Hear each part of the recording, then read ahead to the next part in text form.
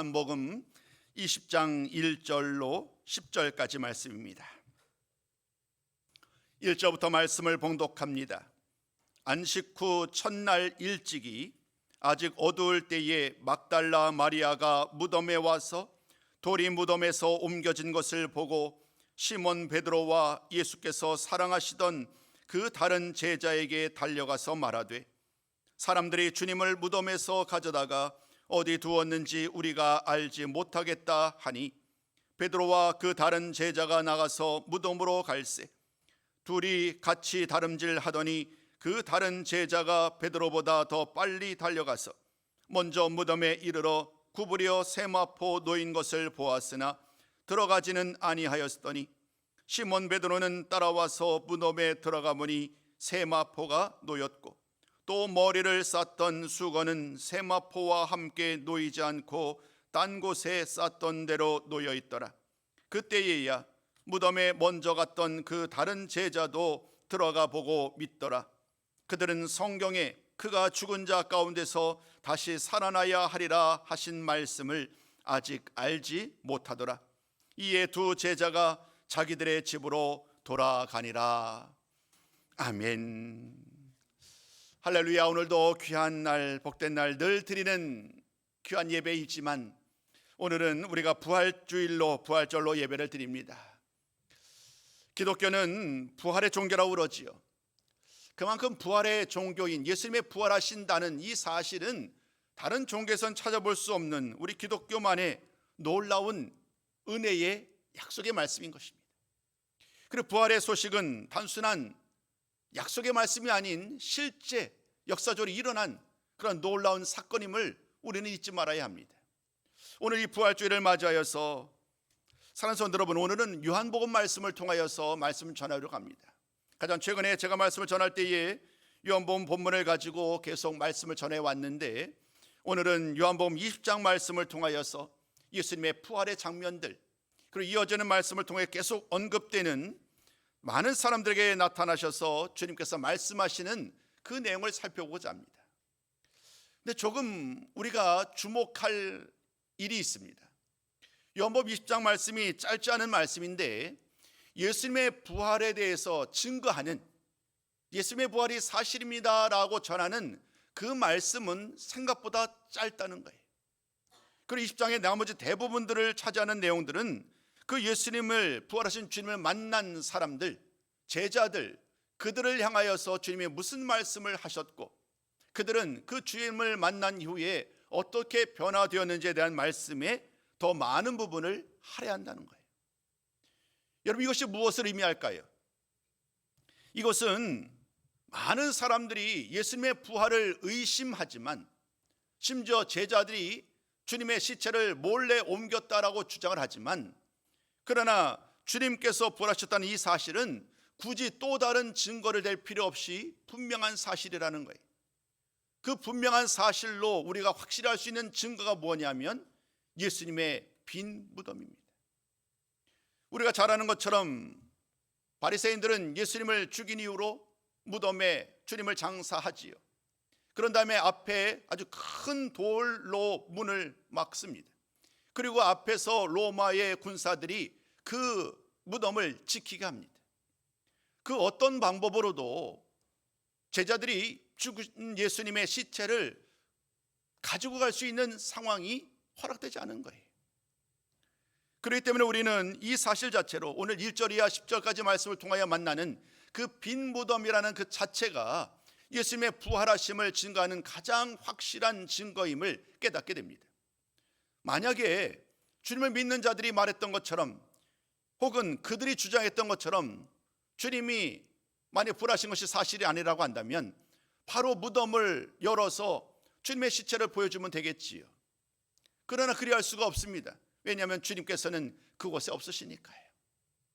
그러나 오늘 우리가 말씀 보시는 것처럼 1절부터 10절까지 말씀을 통하여 우리가 만나는 가장 중요한 내용은 그 무덤이, 예수님께서 장사된 그 무덤이 빈 무덤이었다라는 그 사실을 증거하고 있습니다. 막달라 마리아와 베드로와 요한에 대한 이야기가 오늘 1절부터 10절까지 언급이 됩니다. 안식 후 첫날 새벽이 되었을 때에 막달라 마리아가 무덤을 방문을 하지요. 근데 그곳에서 그는 돌이 무덤에서 옮겨진 것을 보게 됩니다. 곧바로 그는 베드로와 요한에게 가게 됩니다. 그리고 그렇게 질문합니다. 사람들이 예수님의 시신을 가져갔는데 어디에 두었는지 모르겠다. 막달라 마리아도 예수님의 부활하심에 대한 그 참된 말씀, 그 약속의 말씀을 아직은 헤아리지 못하고 있지요. 마리아가 생각하는 최선의 생각은 누군가가 예수님의 시신을 가져갔다라는 정도의 이해 수준이었습니다. 마리아가 그 같은 말을 베드로와 요한에게 전하였고 그들은 급히 발을 무덤을 향하여 옮기게 됐지요. 그리고 무덤에 이르러서 그들을 바라봅니다. 그 무덤 안을 바라보았을 때에 예수님의 놓여있는 그곳에 세마포와 또 주님의 머리를 쌌던 수건이 그대로 놓여있는 것을 그들도 직접 눈으로 보게 됩니다. 그리고 그들은 집으로 돌아오는 거예요. 집으로 돌아간다는 이러한 모든 말씀으로 짤막하지만 예수님의 부활에 대한 이야기를 끝을 맺습니다. 이 말씀 속에서 우리는 현재 이들의 상태를 알 수 있습니다. 막달라 마리아도 안식 후 첫날 새벽에 주님께서 말씀하시고 3일 만에 부활하신다는 말씀을 전하였건만 그 3일이 된 그날 새벽에 주님의 빈 무덤을 보고도 주님께서 부활하셨음을 아직 깨닫지 못하는 거예요. 베드로와 요한 역시 크게 다르지 않습니다. 오늘 우리가 9절 말씀을 통해 보셨던 것처럼 죽은 자 가운데서 다시 살아나야 하신다는 그 말씀을 아직 알지 못하는 그런 상황이에요. 이미 구약 성경 말씀을 통하여 메시아에 대한 예언의 말씀을 통하여 그가 부활할 것을 말씀하셨고 주님께서도 함께 제자들과 더불어 동행하면서 반복해서 3일 만에 부활할 것을 말씀하셨지만 그러나 빈 무덤을 보고도 주님께서 부활하셨다는 것을 연관지을 수 있는 그러한 신앙은 아직 그들에게 이르지 못했던 것 같아요. 오늘 이어지는 말씀 속에서 우리는 그들의 현실을 깨닫게 됩니다. 그들은 여전히 슬퍼하고 있어요. 그들은 여전히 두려워하고 있어요. 막달라 마리아 같은 경우는 예수님께서 갑작스럽게 죽으셨다는 그 사실 자체를 받아들일 수가 없는 거예요. 그렇게 허황된 죽음, 그 죽음 가운데 또 3일 만에 장사되었고 그 주님께서 오늘 내가 무덤을 방문하였는데 그 주님이 없어졌다는 이 사실 자체가 마리아에게는 다른 아무런 생각이 없는 거예요. 오직 슬픔, 그 슬픔으로 가득한 막달라 마리아의 모습을 오늘 보게 됩니다. 많은 제자들은 어땠을까요? 그들은요 예수님께서 죽으신 이후로 두려움에 사로잡힙니다. 유대인들이 혹여나 자신들 역시 주님처럼 죽이지는 않을 것인가 라는 두려움 속에서 집에 그대로 머물러 있습니다. 또 어떤 사람들은 누가복음 말씀에 보시는 것처럼 이제 엠마오로 떠나가는 그런 일들도 보게 됩니다. 올바른 믿음을 가지고 주님의 약속의 말씀을 붙들고 다시 오실 주님, 부활하신 주님을 맞이하기는커녕 두려움에 사로잡힌 채 슬퍼하며 두려워하고 의심하는 모습을 만나게 됩니다. 바로 도마 이야기지요. 오늘 도마까지 말씀을 좀 쭉 끝까지 살펴보려고 그러는데 무지, 슬픔, 두려움, 의심 이런 모든 것들이 그 당시 무리들과 또 제자들의 현실이었습니다. 주님의 약속의 말씀과는 너무나도 동떨어진 그들의 현실 속에서 오늘 우리는 주님께서 그런 그들을 찾아오셔서 말씀하시는 그 내용을 만나게 됩니다. 그래서 오늘은 부활하신 주님을 만난 사람들이라는 제목을 가지고 그 한 사람 한 사람에게 찾아오신 주님의 모습을 그리고 그들에게 하셨던 그 말씀을 함께 찾아보면서 오늘 말씀을 나누고자 하는 것입니다. 첫 번째 말씀입니다. 여자여 어찌하여 울며 누구를 찾느냐. 여자여 어찌하여 울며 누구를 찾느냐라는 이 말씀은 막달라 마리아에게 하신 말씀이세요.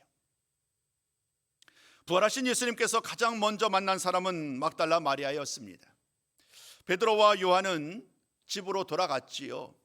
그러나 그 막달라 마리아는 여전히 무덤 밖에 서서 울고 있었습니다. 이 상황 자체가 받아들일 수 없는 거예요. 그토록 내가 사랑했던 우리 모든 가족이 사랑했던 예수님, 그 예수님이 우리를 떠난 것도 슬픈 일인데 지금 그 예수님께 내가 향유를 바르기 위해서 온 것 아니겠어요? 그런데 그 예수님이 무덤에 없으니 얼마나 슬픔으로 가득하겠어요. 슬픔으로 정말 이루 헤아릴 수 없는 그런 눈물을 흘리고 있을 그때에 흰 옷 입은 두 천사가 마리아에게 말을 합니다. 마리아를 향한 그 천사의 말은 이런 말이지요. 왜 울고 있느냐? 왜 울고 있느냐라는 그 말에 마리아는 그대로 대답합니다. 주님을 사람들이 옮겨다가 어디에 두는지 제가 알 수가 없습니다. 주님의 시체를 찾아야 내가 그 주님의 몸에 향유를 바를 텐데 그럴 수 있는 상황이 지금 못 되는 거잖아요. 주님의 시신이 옮겨진 상황에서 어디에 있는지 모르는 이 상황 속에서 그 여인은 슬퍼하고 있는 거예요.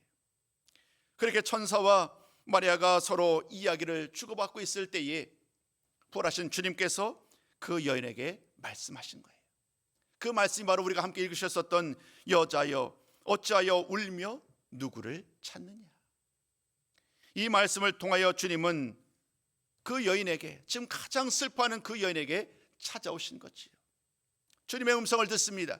부활하신 주님의 음성을 듣고 계속해서 주님의 말씀을 통하여 비로소 그 여인은, 막달라 마리아는 그분이 바로 예수님이신 줄로 알게 되지. 주님이 부활하신 것을 그는 알게 되었고 이제 주님께서 말씀하신 그대로 자기를 만지지 말라라는 주님의 말씀, 그리고 자신이 하나님께 가는 것을 많은 사람들에게 전하라라는 그 말씀을 듣게 됩니다. 막달라 마리아는 그 말씀을 듣고 이제 돌아가지요. 제자들 향해서 나아갑니다. 그리고 그들에게 말을 합니다. 내가 부활하신 주님을 만났습니다. 내가 부활하신 주님을 만났습니다라는 말을 전하면서 많은 제자들에게 말을 하죠. 주님께서 나에게 하셨던 그 말씀을 그들에게 전하게 됩니다.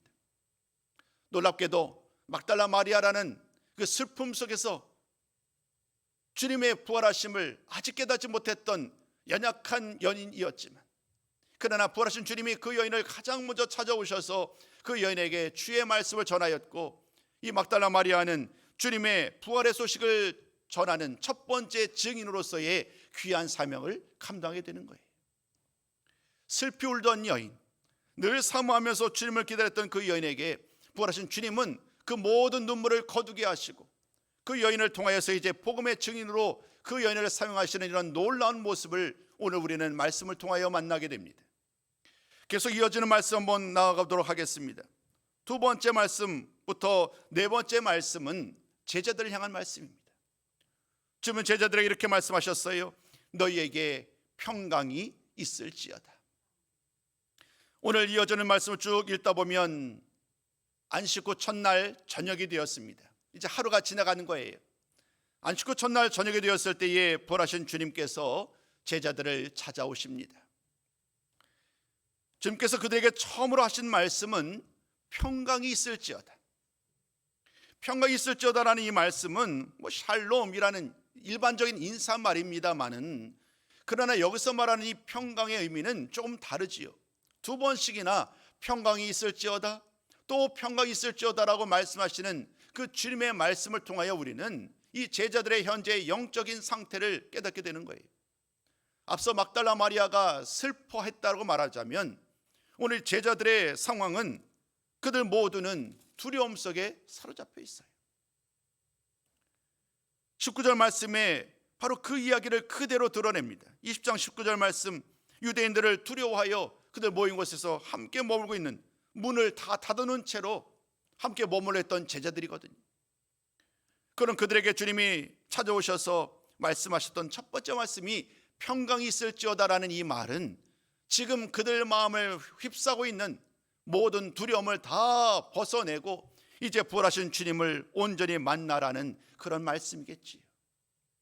사실 평강을 약속하셨던 주님의 말씀은 이미 오래전에도 주님께서는 말씀하셨고, 가장 최근에는 고별 강화를 통해서도 주님 말씀하신 바가 있어요. 주님께서는 제자들에게 평안을 주시겠다라고 이미 약속하신 바가 있다고요. 우리 한번 그 말씀을 직접 좀 찾아 읽어볼까요? 요한복음 16장 33절 말씀입니다. 우리 한번 이 말씀을 함께 읽습니다. 시작. 이것을 너에게 이르는 것은 너희로 내 안에서 평안을 누리게 하려 함이라. 세상에서는 너희가 환난을 당하나 담대하라, 내가 세상을 이기었노라. 주님은 마지막으로 고별 강화를 통하여서 제자들에게 이렇게 분명하게 말씀하셨어요. 내가 세상을 이기었노라. 이미 주님께서 모든 사망 권세를 이기시고 3일 만에 부활하실 것을 약속하셨고, 그 약속의 말씀을 붙들고 오늘도 담대하게 나아가라는 거예요. 두려워하지 말라는 거예요. 모든 환난과 역경과 모든 도전들을 두려워하지 말라고 말씀하셨지만, 그러나 제자들의 현실은 그렇지 못했어요. 두려움에 사로잡힌 채 바깥으로 나가지도 못하고 문을 걸어 잠긴 채 자리에 머물고 있는 그 제자들을 향하여 우리 주님은 평강이 있으라라고 말씀하신 거지요. 주님의 자비로우신 손길 아래 더욱더 담대하게 믿음으로 살 것을, 주님의 위로와 기쁨으로 나아갈 것을 우리 주님은 가장 먼저 그들에게 말씀하셨고, 이제 제자들은 그 두려움을 벗어내고 기쁨의 자리로 나아가게 됩니다. 계속해서 주님은 또 다른 말씀으로 그들에게 권면의 말씀을 전합니다. 세 번째 말씀이죠. 우리 주님은 이렇게 말씀합니다. 나도 너희를 보내노라. 나도 너희를 보내노라. 사실 하나님께서 우리 예수님을 보내셨어요. 하나님께서 모든 인류의 죄악을 감당하기 위하여 친히 그 독생자 외아들을 이 세상에 보내셨단 말이에요. 주님께서는 하나님께서 자신을 보내셨던 그 명령을 따라서 올바로 온전히 믿음으로 순종하셨음을 전하면서 이제 때가 되었고 부활의 때가 되었으니 이제는 주님이 또 다른 사람들, 제자들을 보내겠다라고 말씀을 하시는 거예요. 우리 한번 이 말씀도 같이 한번 읽어봅니다. 17장 18절 말씀인데요, 이렇게 말씀을 나눴습니다. 함께 했습니다. 시작. 아버지께서 나를 세상에 보내신 것 같이 나도 그들을 세상에 보내었고. 사실 주님께서는요, 오늘 부활하신 이후로 제자들을 처음으로 세상에 보내신 것이 아닙니다. 이미 주님이 함께 하시던 날 우리 주님께서 제자들에게 권능을 주세요. 큰 능력을 주셔서 많은 병자들을 치유할 수 있는 능력을 주시지요. 그래서 말씀을 붙들고 제자들이 두 명씩을 짝을 지어서 나아가서 복음을 전할 수 있도록 그들을 내보냅니다. 그들이 주님의 말씀을 따라 나아가서 주의 말씀을 힘써 전할 때에 놀라운 기적적인 사건이 일어나지요. 수많은 병자들이 나음을 입게 되는 기적적인 일이 일어나고 그들 모두 놀라워서 돌아왔던 기억이 납니다. 오늘 이 17장 18절 말씀은 그때 이야기입니다.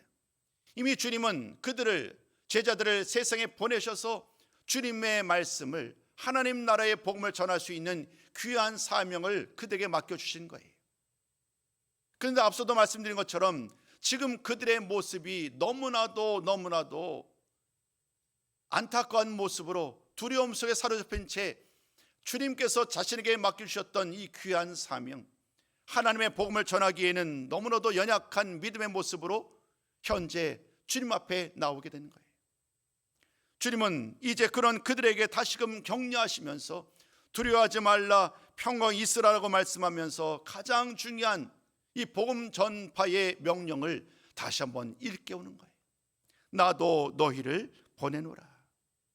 부활하신 주님을 온 세상에 전하는 이 복음의 일꾼으로서의 사명을 제자들 모두가 감당할 것을 우리 주님은 원하고 계셨고, 그리고 그 말씀 그대로 이 일을 감당하라고 주님은 다시 한번 제자들에게 말씀하고 계시는 거예요.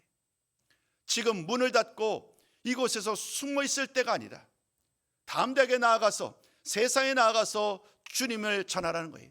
부활하신 주님을 증거하라는 것입니다.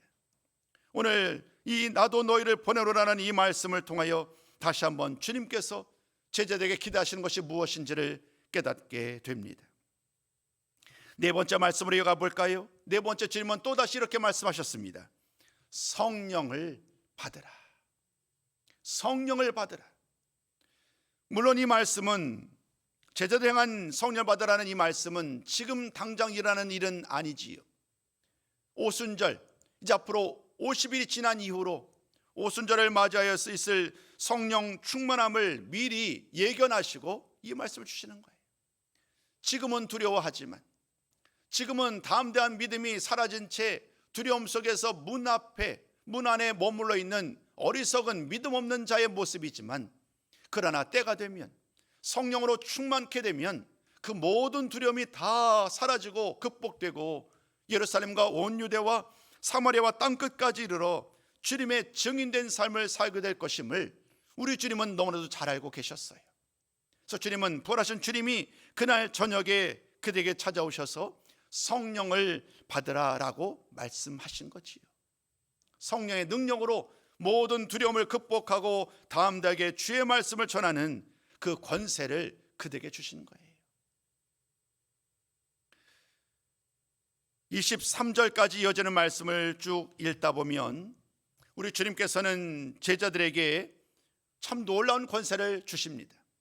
그 권세는 뭐냐 하면 죄사함의 여부를 전하는 그 권세가 그들에게 주어졌다라고 주님께서 친히 말씀하세요. 그 말씀 우리 한번 23절 말씀도 같이 읽어보셨으면 좋겠습니다. 23절 함께 있습니다. 시작. 너희가 누구의 죄든지 사하면 사하여질 것이요 누구의 죄든지 그대로 두면 그대로 있으리라 하시니라. 이 말씀을 좀 오해하시면 안 될 것입니다. 죄사함의 권세 자체가 제자들에게 있다라는 말은 아니기 때문입니다. 죄사함의 권세는 오직 하나님께 있습니다. 오직 주님께 있습니다. 그런데 오늘 주님께서 이 말씀을 통하여 강조하는 것은 뭐냐면 그 사실을 예수를 믿음으로 말미암아 그들의 죄가 사여졌음을 예수님의 이름으로 선포하라는 거예요. 죄 권세의 능력 자체가 제자들에게는 없지만 예수를 믿고 믿음으로 나아가면, 예수님께 나아가면 우리의 모든 죄가 사해졌다는, 예수님의 이름으로 말미암아 우리의 모든 죄가 사해졌다는 이 사실을 온전히 믿으라는 거예요. 그 사실을 모든 사람들에게 선포하라는 거예요. 이것 자체도 얼마나 놀라운 은혜인지요. 이제 그들은 더 이상 두려움 속에서 사로잡힌 사람이 아닙니다. 성령의 충만함 속에서 그들은 모든 세상으로 나아갈 것입니다. 그리고 그곳에서 만나는 모든 사람들마다 예수 그리스도를 전하면서 예수를 믿음으로 말미암아 구원을 받고 그 예수를 믿음으로 말미암아 우리의 모든 죄가 사하여졌습니다. 예수를 믿으십시오라고 증거하는 그 놀라운 모습들을 우리는 만나게 되는 것입니다.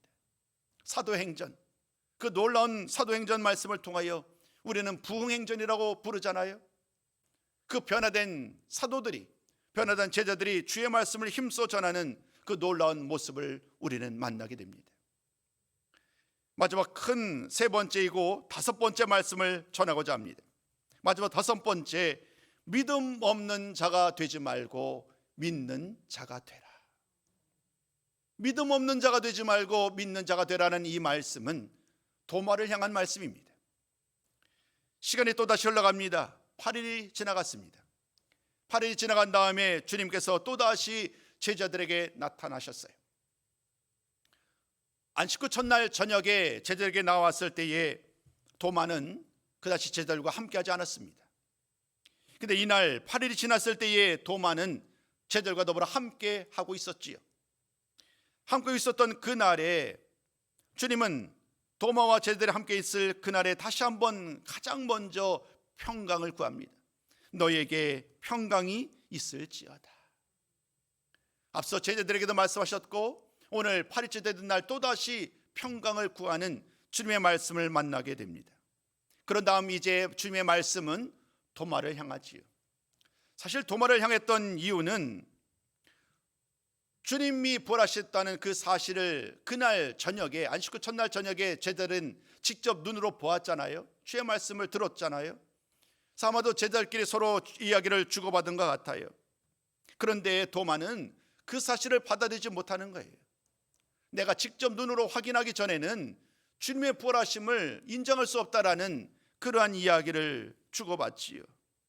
우리 주님께서도 그 사실을 알고 계셨고 8일 지난 그날 주님은 제자들에게 찾아오셔서 평강을 구한 다음 이제 시선을 도마에게 돌리는 거예요. 그 의심하는 도마. 오늘 첫 번째 말씀을 통하여 막달라 마리아는 슬픔 속에 머물던 여인이었잖아요. 두 번째 제자들에 대한 이야기를 전하며 우리는 그들이 두려움 속에 사로잡혔다고 말씀드린 바 있습니다. 오늘 도마는 의심 속에 사로잡혀 있었어요.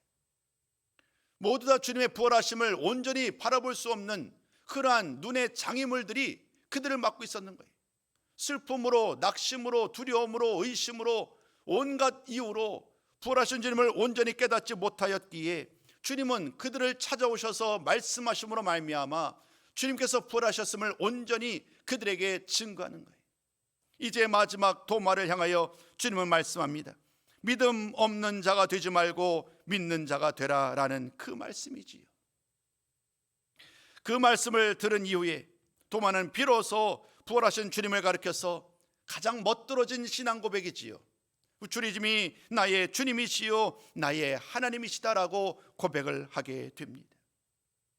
그리고 이제 그 말씀을 이어서 도마 역시 모든 의심을 벗어버리고 예수님을 나의 주님으로 하나님으로 믿었잖아요.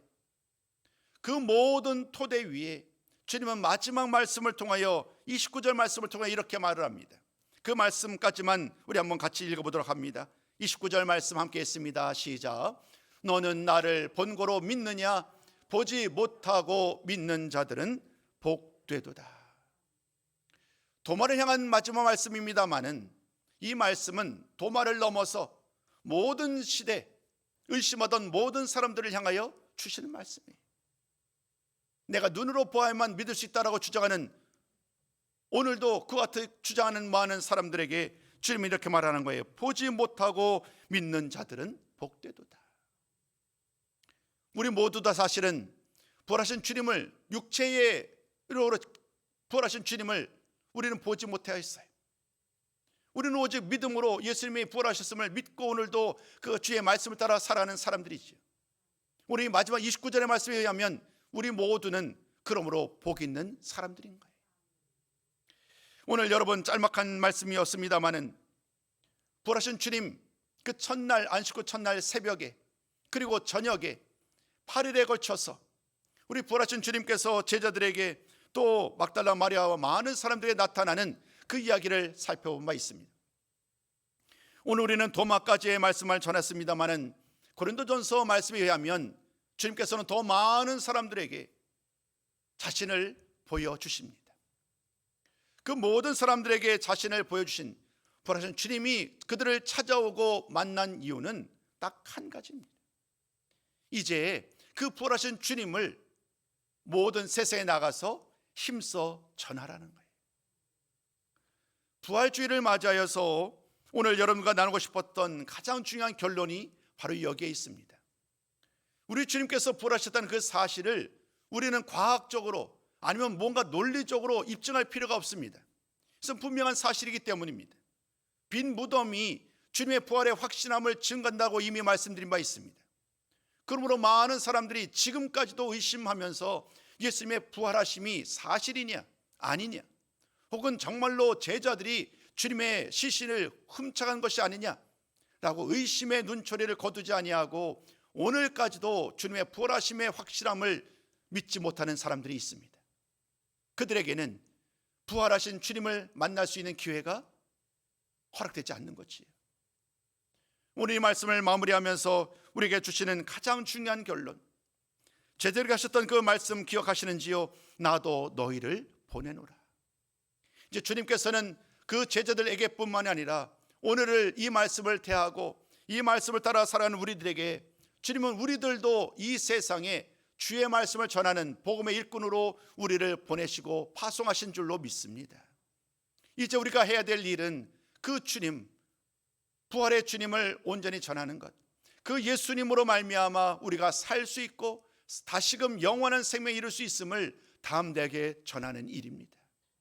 이 일을 전하는 과정 속에서 때로는 고난을 당할 수도 있습니다. 이 말씀을 전하는 과정 속에서 때로는 어려움을 겪을 수도 있습니다.